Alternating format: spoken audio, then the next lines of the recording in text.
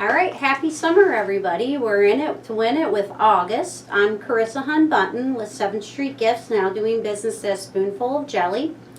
And this is the Flavor Adventure, sponsored by the Lawrenceburg Public Library and the Friends of, so a big thanks. And thank you to you for checking out your kits and coming in and getting them and going home and experimenting with your flavor adventure on your own. So for August, we chose the tried and true rose. It's really hard to beat. It's one of my all-time favorites. I know most of ours as well. And lots of us have them growing in our yard, or even the wild ones down into the woods, like the bramble roses we would call them, all the way to the little tea roses. And so as long as none of the roses that you want to harvest or cook with or bring into this recipe idea that after years are gone from your kit have not been sprayed and you're 110%, or they haven't come from like a craft store or a florist, you are good to go. The variety doesn't matter. All varieties of roses and rose hips are edible. But the thing you have to worry about with roses is they're very prone to pests and disease and mold. And since they are so coveted and used as like a trade item and just a #1 floral choice, they're usually really laden with pesticides that if ingested could potentially make you sick, or there would just be no reason to take any chances or ingest something that's been sprayed. So again, as long as the rose that you have in your yard, garden, house, whatever the variety or type may be, your 110% hasn't been exposed to pesticides, it is edible. So that's kind of an exciting thing, because even a little hike in the woods, you could gather a few petals here and there and bring them in and add them to sugar or things like that. So the flavor oftentimes pairs with the fragrance. So a lot of people explain the flavor of rose kind of tasting as it smells, almost like when you would hug somebody as a little kid and kind of taste their perfume later. And then certainly pretty. And the addition to them in cooking and recipes and floral waters also are pretty. So when you use roses in salads or toppings or candies or blend it into sugars, it's aesthetically pleasing as well as adding a flavor and a fragrance to whatever it is you put. So I can't remember who said it, probably some famous poet many moons ago, but I just remember always growing up and hearing the same when we were kind of feeling pouty or sorry for ourselves or something of that nature, is I'm so glad that thorns have roses. So I always like to think of it that way. So sweet floral flavor with subtle undertones of fruit. A lot of times, especially in wines or in like liqueurs and things, they're paired with strawberry to green apple as far as like the fruit tones. Very perfume-like, so oftentimes things with rose added into them, you can smell it before you can taste it. And this is a fun fact, especially for our flavor adventure. The darker the rose in variety, the more the intense the flavor. So like for example, a white or a yellow rose would be much lighter in flavor than a deep dark red, or you've even seen black roses and things of that nature. So also if you're just on like a wild bramble bush, you could, when you were harvesting and foraging, you could just pluck the roses or the petals, pull the petals that have the deepest, darkest flavor, or color I mean, because they vary, and then you know that would pair with your strongest flavor. So that's kind of a nice tip. So again, the flavor can vary with variety and color. You want to avoid the white uncolored parts of roses and the petal and buds, and because they're very, very bitter and they can actually overpower the flavor and the fragrance of the rose that you're going for. And you'll notice lots of them have them right at the stamen or the center, and all colors, but where they kind of attach into the plant themselves, they don't have any hue or color. They're white, so you would just kind of want to pinch or snip those out and just leave them out of your recipe or your rose drying, or however it is you're going to prepare them for flavor. Again, it bears repeating. I am going to repeat it because it's super important, and it's really easy to kind of mix roses up, and a lot of us save them when we get them for flowers or from special occasions, but they are a heavily sprayed crop. So it's super, super, super important, more so than other things, that only food grade, not craft floral, or even like public spaces, like if you picked roses in a park, we wouldn't be sure that they haven't been sprayed or treated in some way. So that being said, It is not unusual for there to be an occasional rose beetle. And that can even be on dried ones because they are so prone to pests. Every now and then you'll see a little rose beetle, and they're just a teeny tiny, they're either black or like a reddish brown, and they have a little shell on them.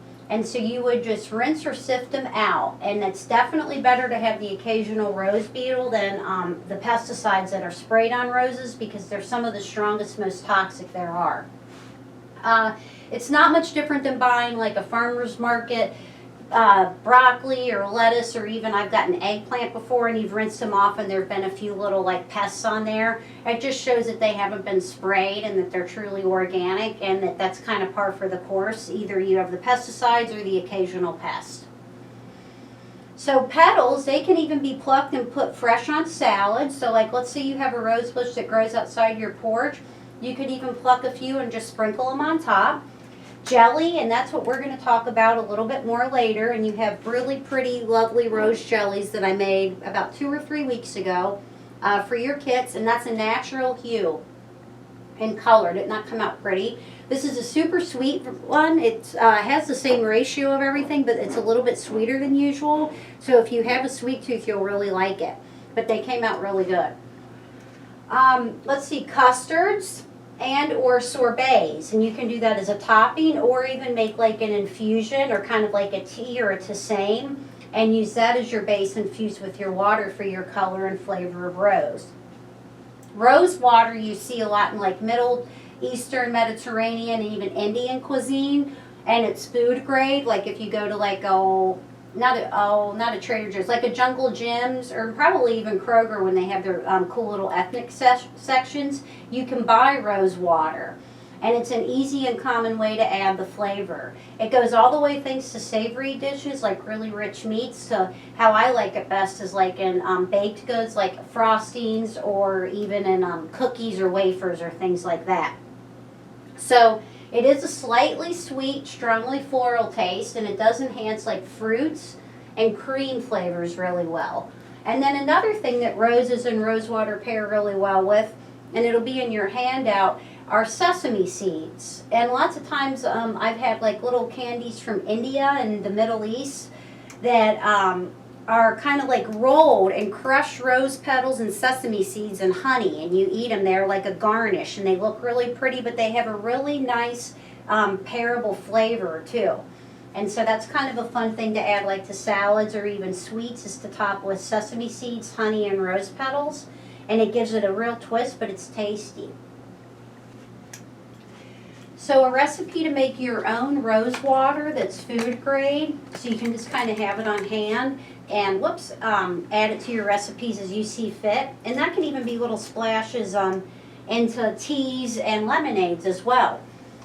But you would take 1 cup of dry rose petal, and that's not by weight, so you're just going to take your measuring cup at home and just do 1 loose dry cup, and that will leave you rose petals left in your kit. If you do it fresh from your garden or the woods, how we talked about, you would use 2 cups fresh, 5 cups of water, and 2 tablespoons of sugar or honey. That's up to you. You're going to add your petals to the saucepan, and you want to do it before your water is hot and starts to warm up. So just like whatever temperature that you weigh it out at or measure it out at for your 5 cups. Then you're going to bring it to a quick boil while you stand right there and stir it. Like within 2 to 3 minutes, you're going to put it on high heat and let it bring to a quick boil. The petals are going to be loose in there. They're going to be mixed around with the water. They're not going to be in a bag or a filter of any sort. Then you're going to turn it off from the heat, and you're going to remove it from the heat. Just set it over to the side, and you're going to let it steep for 20 minutes.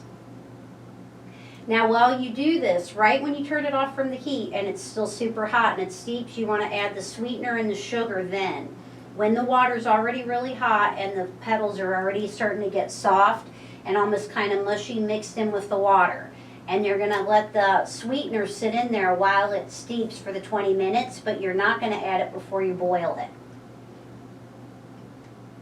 Then after you do that, you're going to, I mixed this up, my fault, you're going to use cheesecloth or something similar, like a sieve or whatever, and you're going to strain out the botanicals. and then you just want to let it sit at room temperature for 1 hour and kind of cool and settle. Every now and then you might want to restrain it again. You'll get kind of like little sediment at the bottom, and if that bothers you, then you could restrain it.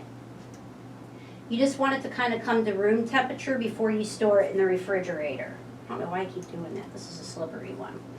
So you want to store it in an airtight container, like a mason jar, and you want to refrigerate it, and it keeps well for up to 2 weeks.